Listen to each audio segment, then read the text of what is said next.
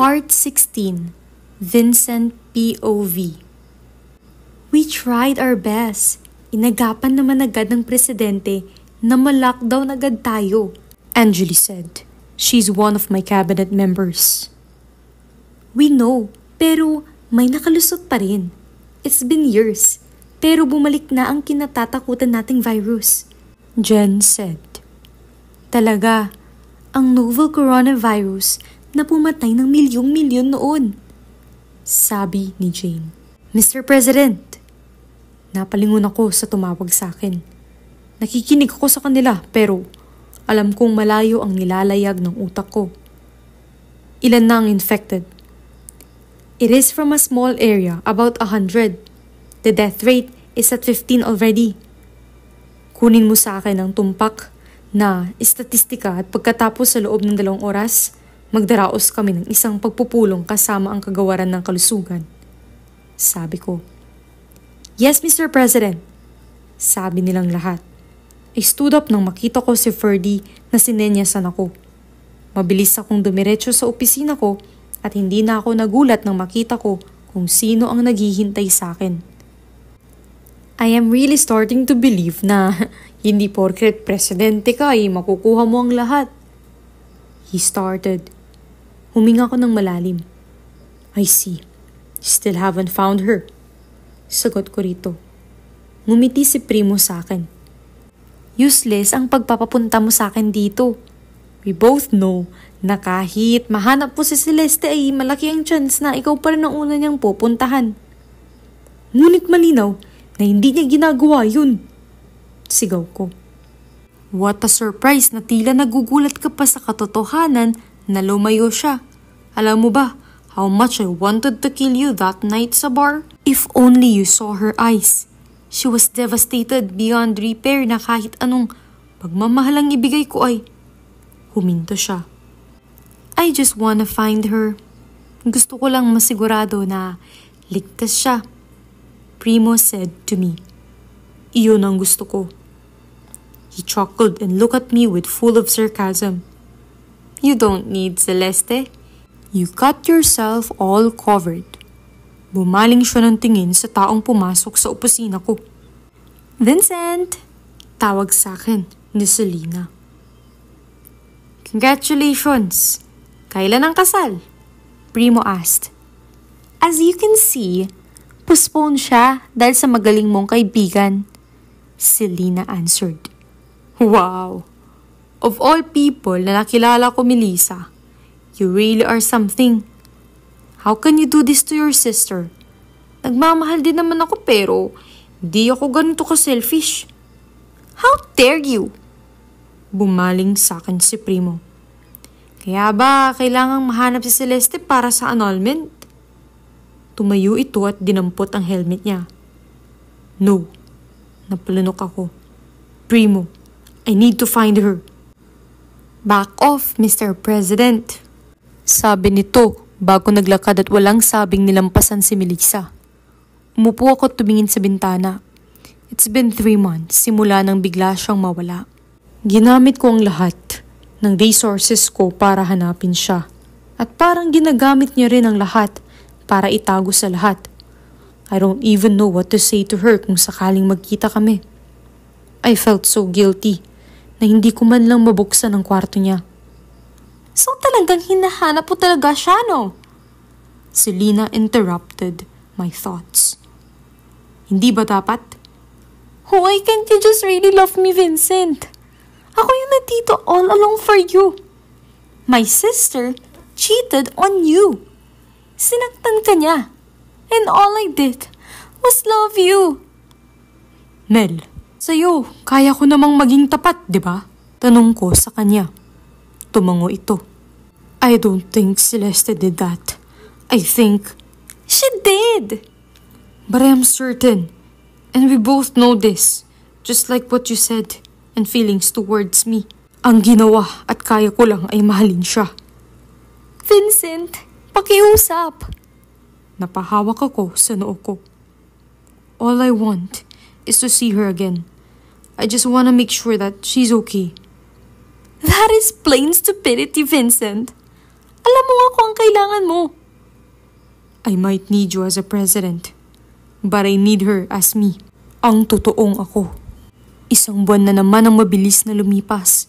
I was trying hard to find her and at the same time, the COVID virus started spreading rapidly. Nawala ako hanggang sa nakatanggap ako ng mail para kay Celeste. Larawan niyon ni Celeste mula sa isang photoshoot. I got so excited that I thought that she's finally out from her hiding shell at bumalik na siya sa pagmamodel. That excitement quickly faded away nang makita ko ang date na nakalagay sa photo. It is dated nung gabing sinugod siya ni Francis. Napakaganda niya. Gaya ng dati. I stood up and gathered my strength to walk to her room. I closed my eyes, hoping na pagbukas ko ng pintuan ng kwarto niya ay makikita ko siyang nakaupo sa dresser niya, holding her cellphone, probably talking to her manager. Pero, pang of pain automatically reached my heart nang makita kong bakante iyon.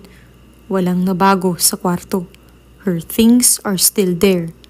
I sat down in her bed and ilalapag ko na sana ang photo sa side drawer nang maisip kong tignan ito ulit. I just wanna see her smiles kahit pa sa picture lang iyon. It was a couple of shots pero napahinto ako nang makita ko yung isang shot wherein she's wearing her backless dress at nakatalikod siyang revealing her back. Ngunit iyon ang dahilan kung bakit tinitigan ko ito ng higit sa 1 minuto. Iyon ang tattoo sa likod niya. Nung una, akala ko ito ang pangalan ko pero habang tinitignan ko ito ng mabuti, Vincent Maddox. Hindi ko alam kung saan nanggaling yung kaba sa dibdib ko as I slowly look around her room. Dapat, merong isang bagay dito na magsasabi sa akin kung sino yun. Mabilis akong nagbukas ng mga aparador at drawers niya. Kalahating oras na akong naghahanap ng mapagdesisyonan kong huminto na at palabas ng kwarto. Pero napahinto ako nang mapansin ko ang jewelry box ni Celeste. Mabilis ko yung binuksan at nagtaka ako nang makakita ng pulang mahabang box doon. Umupo ako sa kama at dahan-dahan itong binuksan. Fernando's POV. Naglalakad ako sa hallway nang mapansin kong nakabukas ang pintuan ng kwarto ni Celeste. Hindi pa oras ng paglilinis ngayon kaya nagmamadali akong pumasok ron para sana sitahin kung sino man ang nandun. Nagulat ako na makita si Vincent. Nakayuko siya at nakatitig sa isang pulang box. Mr. Press, natigil ako sa paglapit nang mabilis siyang lumingon sa akin. Tuloy-tuloy ang pagbagsak ng mga luha. Iyak nang iyak si Vincent. That was the second fall of the president. May anak kami ni Celeste. Sabi niya sa akin sa pagitan ng kanyang mga hikbi. Nawala niya ito. Nawala ang aming sanggol at nag-iisa siya. Vincent, hindi mo kasalanan. Kasalanan ko. I should have listened to her. Dapat hindi ko siya iniwan at ang baby namin. Tapos nawala ang baby namin at wala siyang sinabi sa akin. All of the pain and sufferings, sinalo niya lahat para sa akin. I was lost for words. I wanted to comfort him pero it is beyond my control. I always believed she brought me too much pain without knowing that I killed her inside. Pinahirapan ko siya ng sobra. Vincent, hindi ako magkakaroon ng pagkakataon na makita ang aking anak. Umiiyak pa rin siya. Iyan ang aking sanggol. Yan ang aking anak. At hindi man lang ako nagkaroon ng pagkakataong hawakan si Maddox. Pilit niyang pinipigilan ang sarili sa pag-iyak. Nawalan ako ng anak. Dapat gawin ko ang lahat para mahanap si Celeste. Hindi rin siya dapat mawawala sa akin. Tama, gawin mo lahat. Maayos pa ang lahat sa inyo. Vincent POV. Medyo kumalma na ako and I am still holding the red box. Mr. President, napatingin ako nang mabilis na pumasok si Ryan. Ryan, this is not a good time. Pigil ni Ferdy sa kanya. We found the First Lady. We found, Madam President. Sabi ni Ryan. Pero parang kakaiba, pero excitement lang ang nararamdaman ko. I will finally see her. Hindi ko man mabawi lahat ng sakit na pinagdaanan namin. I am willing to spend the rest of my life para bumawi. Nasa backseat ako at papunta na kami sa kinaroroonan ni Celeste. Nandito na ba tayo? Tanong ko as they handed me over my mask. Iyoko sanang tanggapin dahil all I wanted is to see Celeste. Mr. President, your safety is the most important in this country. Please wear this. Sinunod ko na lang sila. Nasa na tayo? I asked him impatiently nang iparada niya yun at napatingin ako sa labas. Seryoso? Nagmamadali ako and as much as I want to visit our COVID health facilities, I have to see my wife. She's here, Ryan said, and that confused me. Bumaba ito at pinagbuksan ako ng pinto. Nagsimulang tumibok ng mabilis ang puso ko. Are you saying that Celeste is here? Volunteer ba siya? Nandito siya, Mr. President. Papasok na kami sa loob and people are nodding at me. Where is she?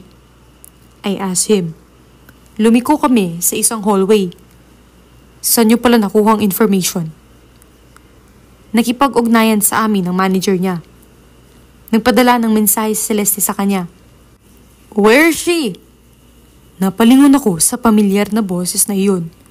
Primo is walking fast to us at kasunod niyang kapatid niyang si Pam na namamagang mata. Muli kaming lumiko pero this time ay kusang humintong mga paa namin. Ito was a full glass room. Kitang-kita mo yung nasa loob. No! No! No! Nagsimula ng sumigaw at mabilis nang tumakbo si Pam. Pero mabilis siyang niyakap at pinigilan ng mga nurses na makalapit. Para sa iyong kaligtasan, huwag kang lalapit. Napatulala ako at hindi ko na napansin ang sariling mga luha kong nagbabagsakan. Ang mga tao sa silid na yun ay tumatakbo pabalik-balik. Celeste! Tawag ko sa kanya. Napatingin siya sa akin nang magtama ang aming mga mata. Parang yun lang ang hinintay niya. And then, she slowly closed her eyes. Magmamadali akong lumapit sa kanya pero pinipigilan ako ng lahat. Bitawan mo ko! I need to be there, please! Mr. President, please, hindi namin kayo hahayaang lumapit. Celeste is an infected patient. Sigaw ng doktor at tila natulala ako. Pero, mas nabingi ako nang marinig ko ang matinig na tunog ng aparato ng vital signs niya. Maddie! God, please, wag! Sigaw ni Primo. Anong nangyayari? I asked. Umiling ito sa susunod kong nalaman. Nagbibilang ang mga doktor bago nila simulan ang paggamit ng defibrillator para mabigla ang kanyang puso. Hindi ko maramdaman ang paghinga ko sa bawat pagtama ng aparatong iyon sa kanya at tuluyan akong bumagsak sa kinatatayuan kong hindi nagbago ang tuwid na linya na nasa aparato niya. Celeste sent me a message that she wanted to see you just in case she won't survive this. Sabi sa akin ng doktor. Pero nakatingin lang ako sa nakapikit niyang mata. Lumabas na ang doktor at mas nag-iyakan kaming lahat nang takpan ng puting kumot ang kabuuan niya. Hindi! Anong ginagawa mo? Please! Wag! No! Sigaw ko. I am so sorry, Mr. President. What are you sorry about? Do your job! Celeste Madeline Grayson. Time of death, 3:48 p.m. And I died at the same time that day. Ano na nga ba itong mga nangyayari? Ba't biglaan ang pagpanaw ni Celeste? Totoo nga ba ito o isa lang itong masamang panaginip? Abangan sa mga susunod na kabanata.